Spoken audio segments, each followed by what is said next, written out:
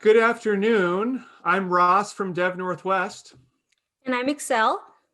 and it's the new year. And for many of us, we're starting to get ready for taxes.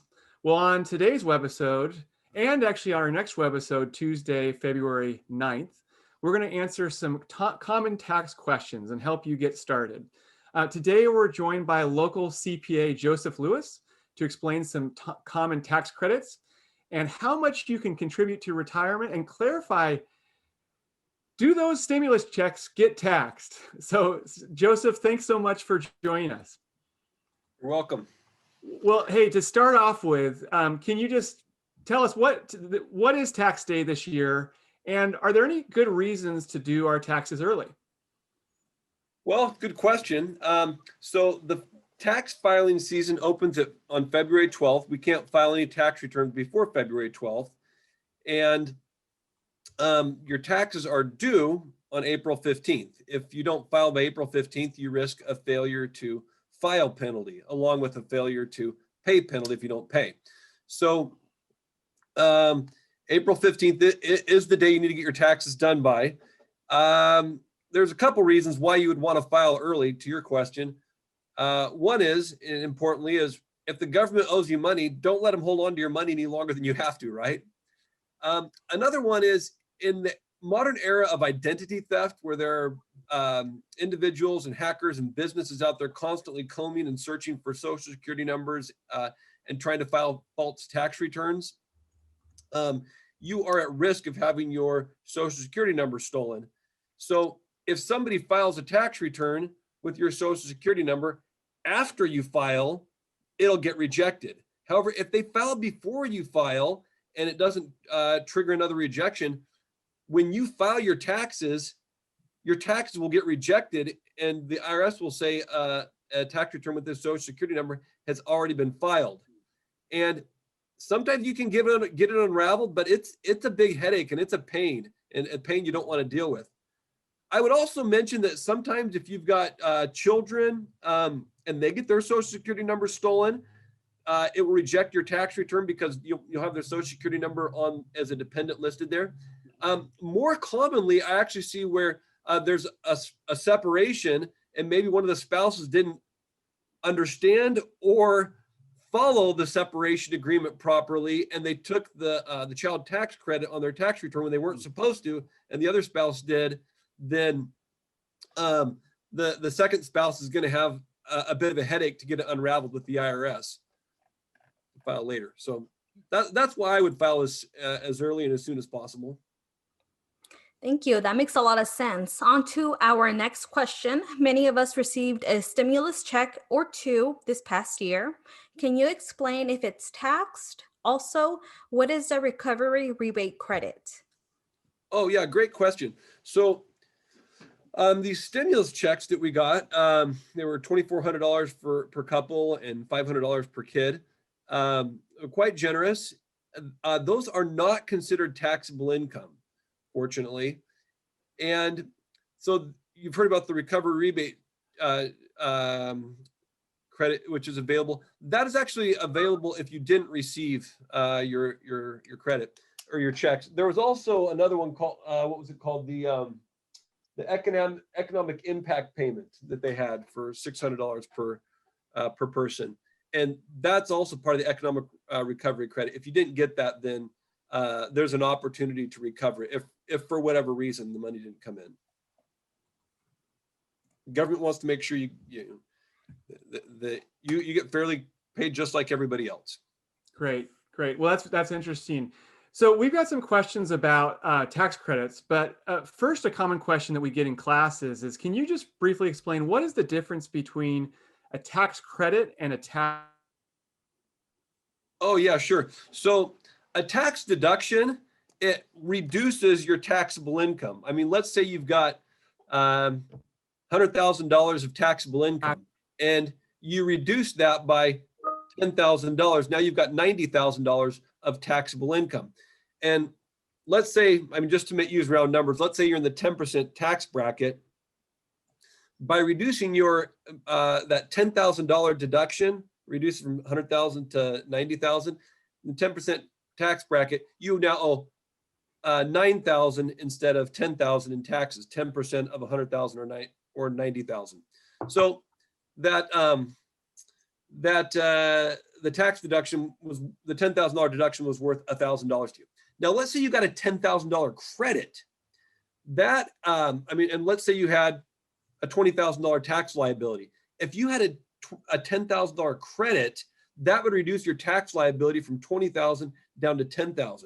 So the amount of money you owe is reduced by the credit. So the credit is much better, whereas the deduction just reduces the amount that you apply the percent to, which is the taxable income.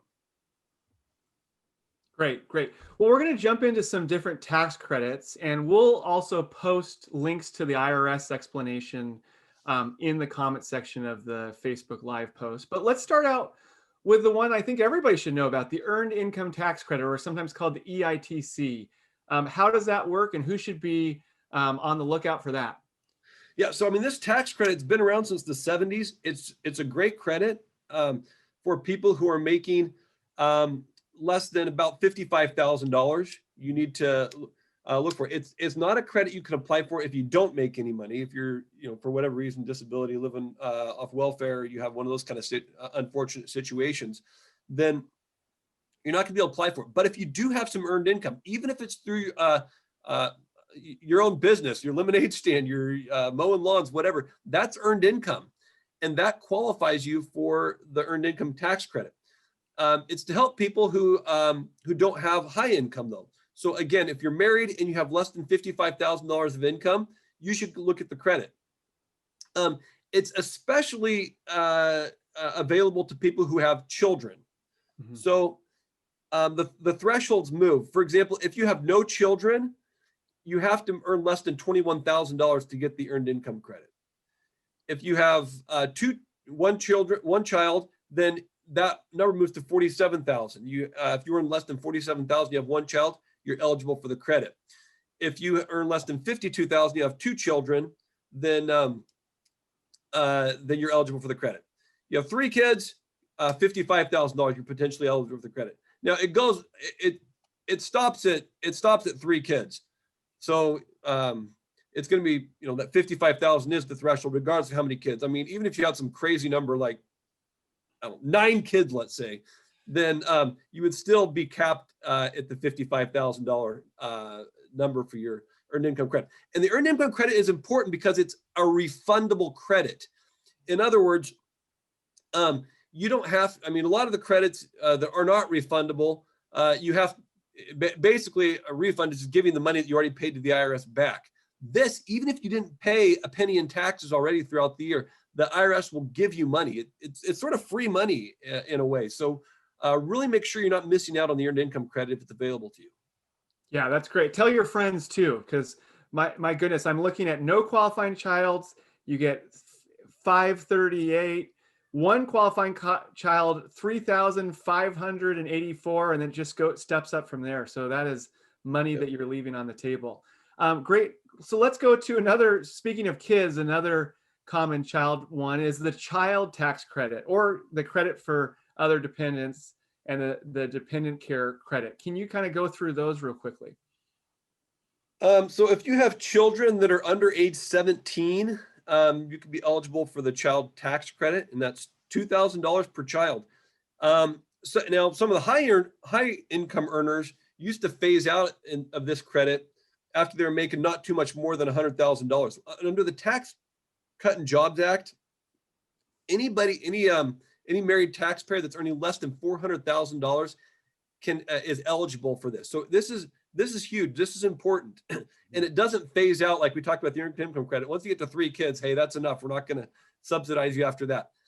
No such thing with the child tax credit. You could have 9 kids and still get a $2,000 credit per child. So that's a valuable credit.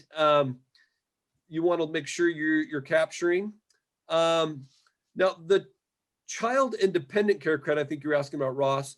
That is basically if you hire somebody to help watch your kids while you're at work, or while you're looking for work, for example. The IRS is always trying to encourage people to do business, and they give you credits and benefits for doing business. Mm-hmm. So if you're working or looking for work and you hire a daycare center, you hire a friend, you can report them as childcare expenses. Now, be careful. If it's somebody who's a dependent, you cannot report that. In other words, I had a client whose mom lived with them, and they claimed their mom as a dependent, but then they also paid her some money to take care of the child. The IRS would not allow her to double dip as a dependent and as a child care provider. However,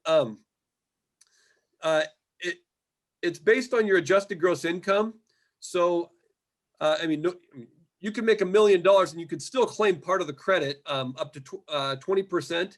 And it's, again, 20% of the amount you pay for the expense of the child care. If you're lower income, it could be closer to 35%. So, again, if you use daycare or you're hiring somebody to help out with the kids for you to work or look for work, make sure you're applying for the child dependent care credits. Great, great.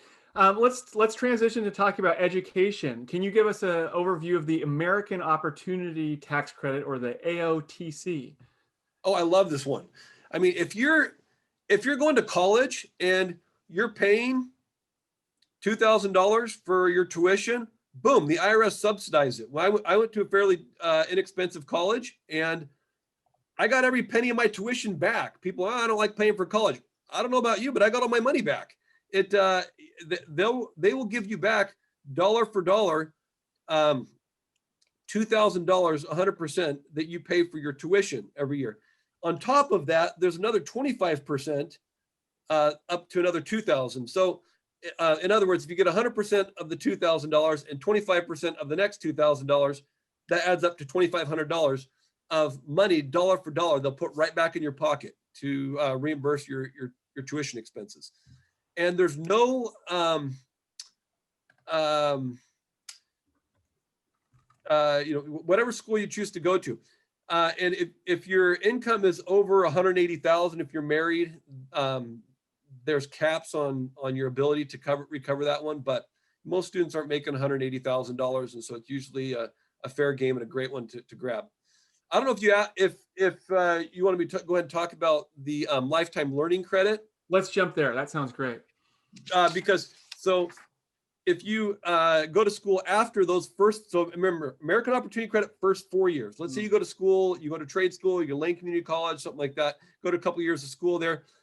That's 20% up to $2,000 of expenses. So $400 of lifetime learning credit. Now, the IRS has smacked down a lot of people who tried to write off their entire education expense as a business deduction. Now, that doesn't work even if you do have a business, because the IRS considers education, generally it's a personal expense.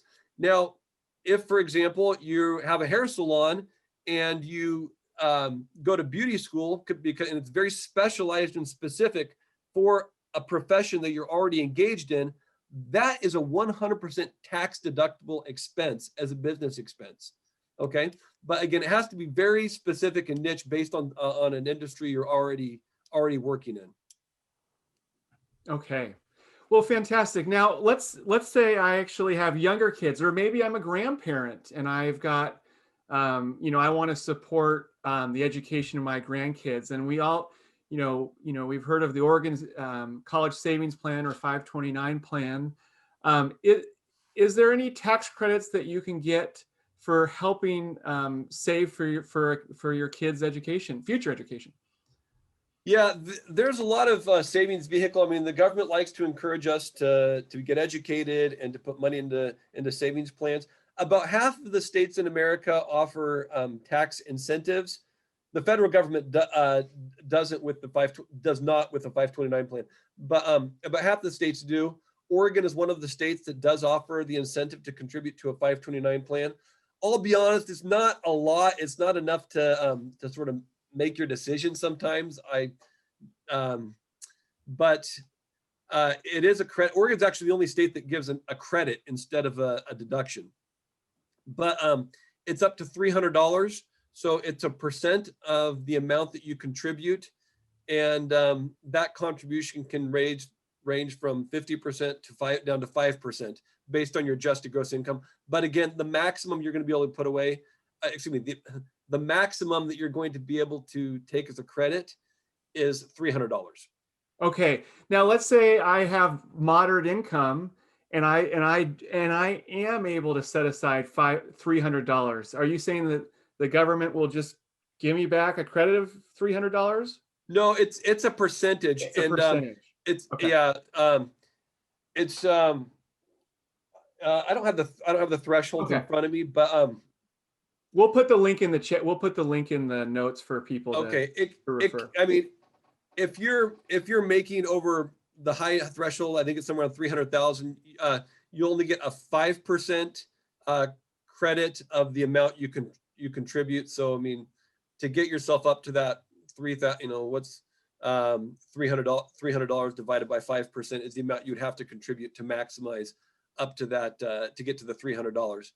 But again, 300 is the max you can get a credit for. But I mean, my point is most states don't even have this credit. So you should be, if you have, a grandchild or a child that is college bound, by all means, put that money away and start letting it grow and accumulate interest. And by the time they're ready for college, that money can go to pay for their college. Now, what if the kid doesn't want to go to college? Fine, you can transfer it over to your next child.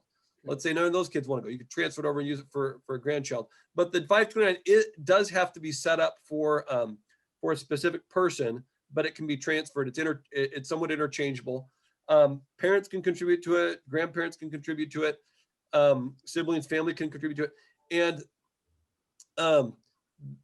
that money can actually now, as of the Tax Cut and Jobs Act of 2018, a lot of people don't know this, but your 529 plan can actually pay for private high school education too. Interesting. So that's something else to consider. So let's move on to retirement. And this is one of my favorites, the Savers Credit, or the Retirement Contribution Savings Credit. Walk us through how that works. Well, I mean, the IRS wants people to be saving money. So that they give you a credit for contributing to a retirement plan of some kind. This can be up to $2,000 per person. So this is an important one. You're going to want, again, credits are valuable. It's money back in your pocket. And the IRS is subsidizing you to put money out. Yeah, I think I do have the thresholds on this one. So if your adjusted gross income if you're married, adjusted gross income less than $64,000, then you are allowed to claim this credit. And it's up to $2,000 if you're married. So if you contribute $4,000 and you get a 50% credit, then 50% of the $4,000 would be a $2,000 credit, money back in your pocket. So at that level, it's kind of a no-brainer. Again, it gets a little tricky if you're making more than $48,000 or $32,000 single or $64,000 married, because the IRS doesn't give you the credit. But if you're below those thresholds and you've got extra money, put it in the bank. The IRS is subsidizing you.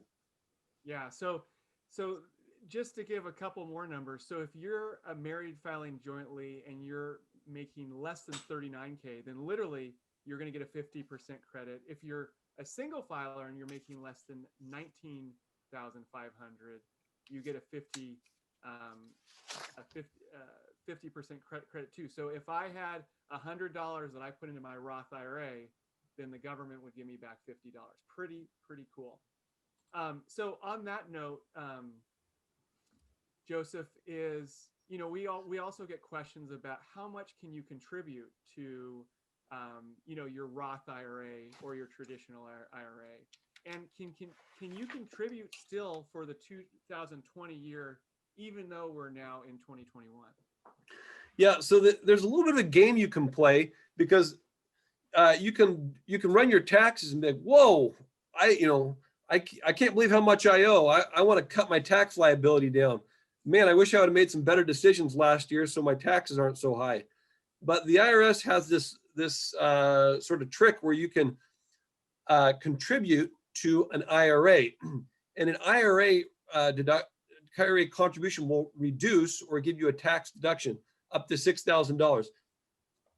Now, you get if you're over 50 years old, you can contribute $7,000. There's a bump that they give you. So, I mean, you know, if you're in a 20% tax bracket and you contribute $6,000 to your IRA, boom, you just save yourself $1,200 in taxes. So that's a trick you want to look into. Now, the IRA can be, you can also have a Roth IRA. So the Roth IRA doesn't give you a tax deduction, but when you take the money out later, you take out the contribution and all of its growth tax-free. In other words, some people say, well, it's kind of like, you want to tax the seed or tax the fruit of the tree that you grow. And if you can harvest all of the fruit from the tree you grow tax-free, that's what the Roth IRA does for you, then that's what you want to do. So if you're in a low tax bracket right now, I mean, let's say you're in the 12% tax bracket, Roth IRA is where I would be looking. My clients that are in the 30+% tax brackets, they're more interested in the traditional IRA because they want that tax deduction now because the tax bracket they're in, and don't see themselves being in that high tax bracket later on in their retirement. And so the 12% bracket, just what about is that income wise? Sorry, will you repeat the question? Oh, like you said, people who are in the 12% income bracket, the Roth IRA typically makes sense. Do you know about how much income that is? Just for married taxpayers, that's $80,250. Okay, so if your income is under 80,000, consider what Joseph just said. Yeah, but I mean, you get above that, you're going to be in the 22% marginal tax bracket, and maybe the discussion becomes a little more difficult. But taxpayers that are making a few $100,000, then they certainly are going to be inclined towards the traditional IRA. Really, the decision comes down to what do you see your tax bracket now, and what do you see your tax bracket in the future, whether you go IRA or Roth IRA. Awesome, thank you. Moving on to our next question. We have many clients who do not have a social security number but have an ITIN. How do you file for taxes if you only have an ITIN number? So the ITIN number, it's basically this use the same as the social security number would be. You'll put that on your tax form, and you'll file the form W-7, I believe it is, to get your ITIN, and that has to be renewed every few years. And the IRS will accept your tax return with the ITIN. I mean, just because you don't have a social security number doesn't mean your income isn't taxable. So, the IRS wants to get their hands on every penny you earn, regardless of your status in this country.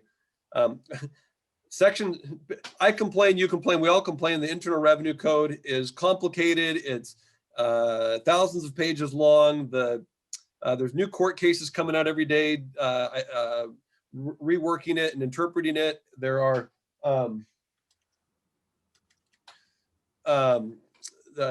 guidance being issued all the time. So it can be kind of a headache, but I remind my clients, the most important section is section 61, where it says what's taxed: all income from whatever source derived. Everything else tells you how to get out of that. Okay, so that's to simplify the whole code. Everything's taxed, and everything else is how to get out of that. So make sure you're working with the CPA, especially if you've got any kind of business, rental, somebody that can walk you through all of the tips and tricks on how to avoid paying taxes.